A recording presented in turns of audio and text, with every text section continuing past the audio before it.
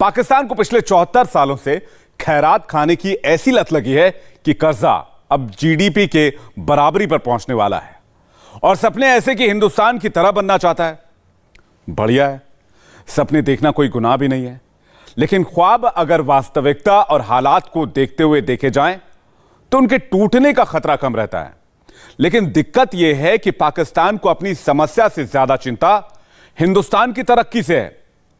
जी हां, भारत में ताइवान की कंपनी ने वेदांता के साथ मिलकर गुजरात में सेमीकंडक्टर फैक्ट्री लगाने का ऐलान क्या किया, पूरे पाकिस्तान के पेट में मरोड़े उठने शुरू हो गए। रेस में खुद के फिसड्डी रह जाने का गम उतना नहीं सताता जितना पड़ोसी की कामयाबी नींद हराम करती है। पाकिस्तान की हालत ऐसी ही है। भ्रष्ट सेना, नेता और करप्ट ब्यूरोक्रेट्स की जुगलबंदी ने पाकिस्तान की लुटिया डुबो दी है। उस पर रही सही कसर पाकिस्तान में इस साल आई भयानक बाढ़ ने निकाला। हालात ये है कि पहले से ही त्राइमाम कर रही पाकिस्तानी जनता भुखमरी और बेरोजगारी की दोहरी चक्की में पिसती चली जा रही है, जबकि भारत तरक्की के पायदान पर रोज एक कदम आगे निकलता जा रहा है। खासकर ताइवान की इलेक्ट्रॉनिक्स निर्माता कंपनी फॉक्सकॉन ने जब से भारतीय कंपनी वेदांता के साथ मिलकर गुजरात में सेमीकंडक्टर उत्पादन संयंत्र लगाने का ऐलान किया है, पड़ोसी पाकिस्तान को मानो लकवा मार गया है। और इन दिनों पाकिस्तान में यही हॉट टॉपिक है। जितने मुंह उतनी बड़ी बातें, लेकिन सबको लबोलुआब बस एक, आखिर हिंदुस्तान हमसे इतना आगे क्यों और कैसे?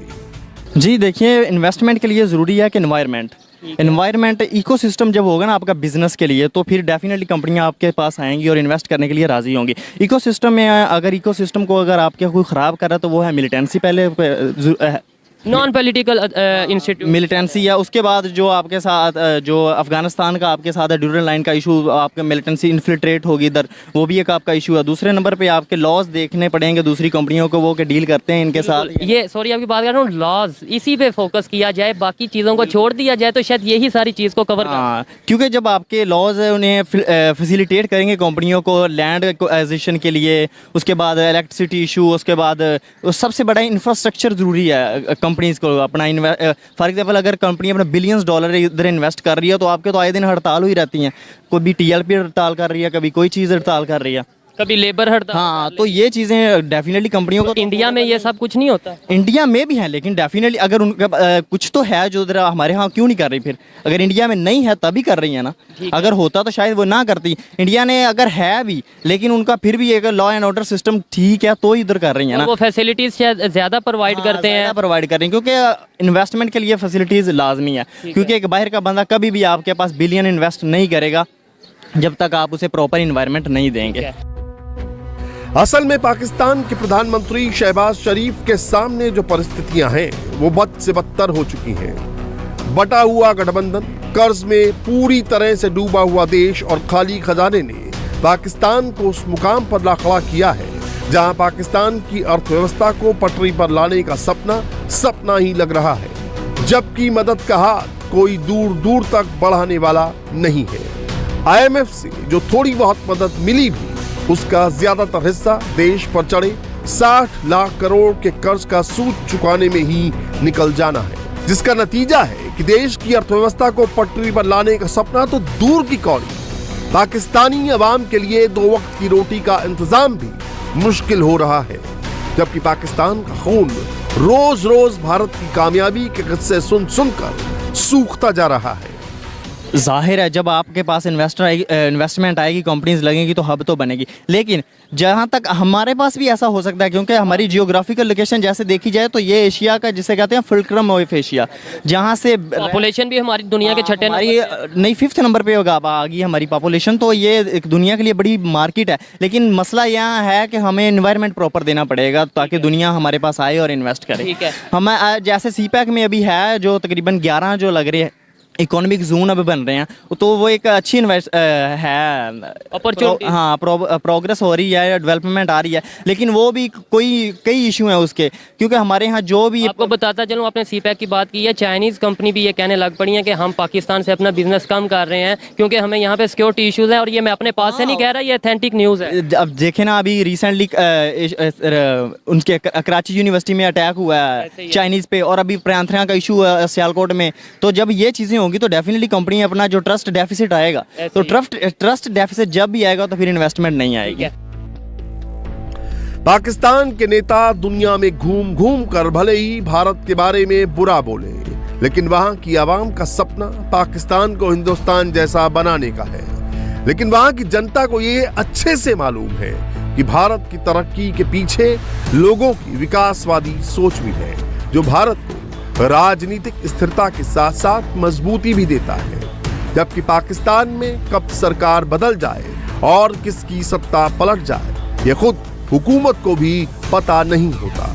नतीजा है कि पाकिस्तान भारत की कामयाबी तो गिनता रहता है, लेकिन चाहकर भी हिंदुस्तान जैसा बन नहीं पाता। सबसे पहले तो इसकी जो मेन वजह है वो है हमारी हुकूमत की अनस्टेबिलिटी, कि मतलब जहाँ पे एक हुकूमत वगैरह टिकती नहीं, उनको उस लिहाज से फैसिलिटेट नहीं दिया जाता, तो जो भी इन्वेस्टर है ना, वो कभी भी ऐसी जगह पे अपना जो है पैसा इन्वेस्ट करने पे रिस्क समझेगा और वहाँ पे कभी भी नहीं इन्वेस्ट करेगा। उसके अलावा अगर हम इंडिया में देखें कि वो आईटी में इतना आगे क्यों निकला हमारे से, इस वजह से कि वो उनको अपॉर्चुनिटीज़ फराहम बहुत कर रहे हैं। वो यही वजह है कि हम बेसिकली ना हमारी हुकूमत उसको प्रमोट करती है, और हुकूमत तब प्रमोट करे कि जब वो स्टेबल रहे। हमें आज तक, मतलब मैं अभी पिछले दिनों CSS की भी साथ तैयारी कर रहा हूँ, तो मैं ये सोच रहा था कि अब जो तैयारी कर रहे हैं करंट अफेयर्स, उनके लिए सबसे मुश्किल होगा कि हमें अभी तैयारी कर रहे होते हैं कि आज ये है तो अगले दिन कोई नहीं पता होता कि अब किसकी बारी है। आज इसकी हुकूमत है, 2016 में इसकी थी, 16 के मिड में इसकी थी, 16 के एंड में इसकी थी, उसके बाद 18 में 19 में फिर चेंज हो गई। 20 से लेके 21 तक इतने बदल चुके हैं, ना हेल हो रहे हैं, वापस आ रहे हैं फिर से, मतलब। तो ऐसी जगह पे कोई भी, मतलब अगर हम बिजनेस स्टूडेंट हैं तो हमें जब पॉलिसी सिखाई जाती है उसमें बताया जाता है कि जहाँ पे रिस्क फैक्टर ज़्यादा हो वहाँ पे आप कभी भी इन्वेस्ट नहीं करोगे। तो वो बेसिकली इतना रन अप करके एक अच्छी जगह पे जब बैठे हुए तो फिर वो कैसे इस जगह पे आएंगे। भारत भविष्य की तैयारी कर रहा है और पाकिस्तान के नेता अब भी कंगाली के कगार पर खड़े पाकिस्तान का खून चूस रहे हैं। पाकिस्तानी जनता को ये बखूबी पता है कि जोंक की तरह पाकिस्तान से चिपके वहां के नेता और सेना जनता के लिए कुछ नहीं कर रही है, लेकिन सभी के मन में ख्वाहिश बस यही है कि काश पाकिस्तान भी हिंदुस्तान जैसा हो जाए। जी गवर्नमेंट का इशू है, लेकिन एक और जो चीज़ है, मेरा जो ओपिनियन है उसमें ये चीज़ है कि एज अ नेशन अगर आप एक चीज़ पे देखें तो हम लोग हर चीज़ का, ये एक हार्श ट्रूथ है कि हमारी नेशन है ना वो शॉर्टकट मतलब हर चीज़ के अंदर देख रही है कि शॉर्टकट मतलब हर चीज़ में देख। अब आप देखें, एक मिसाल ले लें कि अमेज़ोन है, जैसे अब उसमें अमेज़ोन ने पाकिस्तान को सेलर लिस्ट में डाला, उसमें इन्होंने स्कैम्स करना शुरू कर दिए ताकि कि वो शॉर्टकट लेके ज़्यादा क्या कर अर्न कर लें।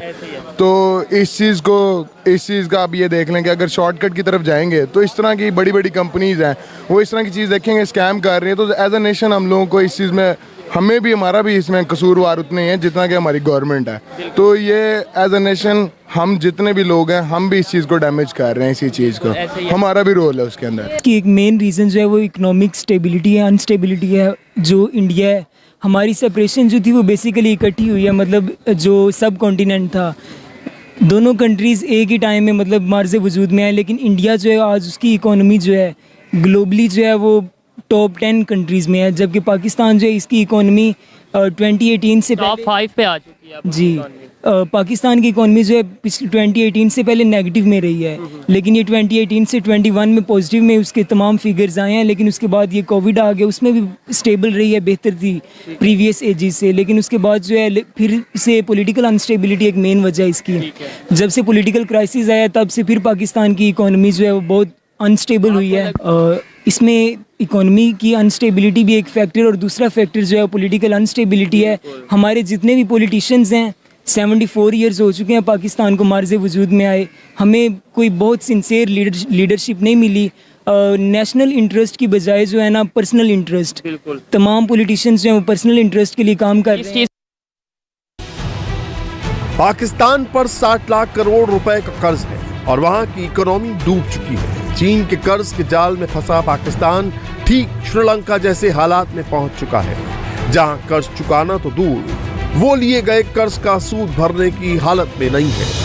नौजवानों के पास नौकरी नहीं है और ज्यादातर पाकिस्तानी बुनियादी जरूरतों को पूरा करने में बेदम हो रहे हैं। वहां राजनीति अस्थिरता उस चरम पर पहुंच चुकी है जहां देश के प्रधानमंत्री का पूरा जोर अपनी कुर्सी बचाने में खप जा रहा है। आलम यह है कि पाकिस्तान के नए नवेले प्रधानमंत्री शहबाज शरीफ खैरात मांगने देश से बाहर कदम भी रखते हैं तो गैर मौजूदगी में कुर्सी जाने का डर उन्हें वापस पाकिस्तान खींच लाता है, जबकि बेचारी पाकिस्तान की जनता दिन रात यही मीठे ख्वाब बुनती रहती है कि कब उनका मुल्क भी भारत की तरह बन जाए। देखिए, इंडिया को इस बात का बड़ी अच्छी तरह अंदाज़ा है कि आने वाला वक्त जो है वो टेक्नोलॉजी टेक ओवर का है। इकनॉमीज़ जो है वो आपकी टेक्नोलॉजी इनोवेशन पे चलेंगी, तो मुझे लगता है कि उनकी इस चीज़ की बड़ी क्लैरिटी है कि फ्यूचर में वो दुनिया को अगर कम्पीट करना चाहें और दुनिया को लीड करना चाहें, मार्केट को ओवरटेक करना चाहें, तो वो इस टेक्नोलॉजी की फील्ड में वो इन्वेस्ट कर रहे हैं। तो डेफिनेटली उनको बहुत ज़बरदस्त कम्पिटिटिव एज होगा और वो ना सिर्फ चाइना को, जो कि एक फास्टेस्ट ग्रोइंग इकनॉमी है, और उसके साथ साथ जो अपने उसके राइवल नाइबर्स में पाकिस्तान है, हम तो बिल्कुल कंपटीशन में नहीं है, लेकिन स्टिल उनका अपर एंड रहेगा रीजन में टेक्नोलॉजिकल एडवांसमेंट में और इनोवेशन में। पाकिस्तान के ऊपर IMF, वर्ल्ड बैंक, चीन और दूसरे देशों का कर्ज उसकी कुल GDP के 70% को पार कर चुका है, जबकि पाकिस्तान को कर्ज के दलदल से बाहर निकालने का कोई प्लान पाकिस्तानी नेताओं के पास नहीं है। शहबाज शरीफ से पहले इमरान खान भी बड़े बड़े दावे करके सत्ता में आए थे, नौजवानों को रोजगार देने के दावे किए थे, लेकिन नया कर्ज लेकर पुराने कर्ज का सूद चुकाने के अलावा वो भी कुछ नहीं कर पाए। जबकि इस बीच पूरी दुनिया में छाई आर्थिक मंदी के बावजूद भारत का औद्योगिक विकास दर शानदार रहा और मोदी सरकार की नीतियों के चलते दुनिया की नामी गिरामी कंपनी भारत में बिजनेस का स्कोप ढूंढती नजर आई। इसी कड़ी में ताइवान की इलेक्ट्रॉनिक्स कंपनी फॉक्सकॉन गुजरात में वेदांता के साथ जॉइंट वेंचर में 1.54 लाख करोड़ रुपए का निवेश करने जा रही है, जिसके तहत फॉक्सकॉन यहां सेमीकंडक्टर उत्पादन संयंत्र बनाएगी, जहां तकरीबन 1 लाख लोगों को रोजगार मिलेगा, जो आर्थिक संकट में फंसे पाकिस्तान को बेचैन कर रहा है। हिंदुस्तान हमेशा से, अगर हम पाकिस्तान या इंडिया का कंपैरिजन करें तो पाकिस्तान से तो वो कई साल आगे है टेक्नोलॉजी के लिहाज से। उनके पास हंड्रेड्स ऑफ यूनिकॉर्न स्टार्टअप्स हैं ऑलरेडी टेक कंपनीज में, और उनकी गवर्नमेंट हमेशा चाहती है कि टेक स्टार्टअप्स हों। टेक स्टार्टअप में वो खुद इन्वेस्ट करते हैं। अब ये जो लॉन्च करने जा रहे हैं इसमें भी गवर्नमेंट ही इन्वॉल्व है, कोई इंडिविजुअल बंदा या इंडिविजुअल कंपनी नहीं कर रही। हमेशा से इंडियन गवर्नमेंट टेक स्टार्टअप्स को बूस्ट देती है। 100 उनके लिस्टेड यूनिकॉर्न स्टार्टअप्स हैं, यानी कि $1 बिलियन इंडस्ट्री उनके पास IT की है। इस मामले में मैं तो कांग्रेचुलेट करूँगा इंडिया को। इंडिया वे बेटर है हमसे टेक्नोलॉजी में। हम सिर्फ और सिर्फ फ्रीलांसर प्रोड्यूस कर रहे हैं, ना कि हम इंडस्ट्री प्रोड्यूस कर रहे हैं। गवर्नमेंट इन्वॉल्वमेंट नहीं है हमारे यहाँ। वहाँ पे गवर्नमेंट ही, जितने टेक स्टार्टअप्स हैं वहाँ पे अगर आप IT एक्सपोर्ट देखें पाकिस्तान की निस्बत उनकी IT एक्सपोर्ट बहुत ज़्यादा है। इम्पोर्ट वो चाहे थोड़ी चीज़ें करो, लेकिन IT में जितना एक्सपोर्ट कर रहे हैं वो पाकिस्तान बिल्कुल नहीं कर रहा। वो ज़्यादातर एक्सपोर्ट कर रहे होते हैं, वो IT ही कर रहे हैं एक्सपोर्ट, IT को बेच रहे हैं। उनका मेन सोर्स ऑफ ट्रस्ट जो है या सोर्स ऑफ बिजनेस है वो IT है, बेंगलोर सिटी है उनके पास। इसके अलावा हंड्रेड्स ऑफ स्टार्टअप्स हैं। पाकिस्तान इन मामलात में जब तक गवर्नमेंट इन्वॉल्व नहीं होती, मेरा खुद का ताल्लुक IT से है। हम बेसिकली यहाँ पे क्या चल रहा है कि भाई हम फ्रीलांसिंग तो करवा रहे हैं, फ्रीलांसिंग में पाकिस्तान 4th नंबर पे आता है, लेकिन टेक स्टार्टअप्स में हम आगे नहीं हैं। ना गवर्नमेंट फंडिंग देती है हमें, ना हमारे पास कोई अच्छा वे है, कोई पेमेंट मेथड नहीं है। हम अगर बैंक अकाउंट भी खुलवाने जाते हैं तो हमसे हज़ारों सवाल पूछे जाते हैं, भाई क्या करते हैं आप, पैसा कमा रहे हैं IT का, ये हराम तो नहीं है, आप फ्रॉड तो नहीं कर रहे। जब आप एक बैंक लेवल पे एक अकाउंट खोलने पे जहाँ 3-4 हज़ार रुपये अकाउंट खुलता है और हम उनको पैसा डिपॉजिट करवा रहे हैं, तो वहाँ पे हमसे इतने सवाल पूछे जाते हैं। एक बिजनेस खड़ा करने में वहाँ पे कितने मसाइल होंगे आप खुद अंदाज़ा लगाएं। पहले से गंभीर संकट में फंसे पाकिस्तान की मुसीबत खत्म होने का नाम ही नहीं ले रही। आमदनी शून्य और खर्चा रुपया के दौरे मुसीबत में फंसे पाकिस्तान के लिए राहत की कोई उम्मीद दूर दूर तक नहीं है। उस पर अगस्त और सितंबर में आया सैलाब पाकिस्तान के लिए कोड़ में खाद जैसा साबित हुआ है। हालत ये हो गए हैं कि अब तो पाकिस्तानी नौजवान भी नाउम्मीद दिख रहे हैं। मुद्दा भले ही गुजरात में सेमीकंडक्टर संयंत्र लगाने का हो, लेकिन पाकिस्तानी नौजवानों के दिमाग का एक्सरे निराशा की घनघोर रिपोर्ट पेश कर रहा है। गवर्नमेंट है उनकी, हमारी गवर्नमेंट इतनी मेहनत करे तो हमारा पाकिस्तान का ये हाल हो। गवर्नमेंट उनकी मेहनत कर रही है तो वो तरक्की कर रहा है। सही हो गया, तो पाकिस्तान में ये बूस्ट कैसे पैदा हो सकता है? हमारी गवर्नमेंट को चाहिए ना वो थोड़ी मेहनत करे, जिस तरह वो कर रहे हैं उस तरह यहाँ पर भी होनी चाहिए। तो आपको लगता है कि पाकिस्तानी जो यूथ है, पाकिस्तानी स्टूडेंट्स हैं, इतने कैपेबल हैं? नहीं, मुझे नहीं लगता। ऐसा क्यों?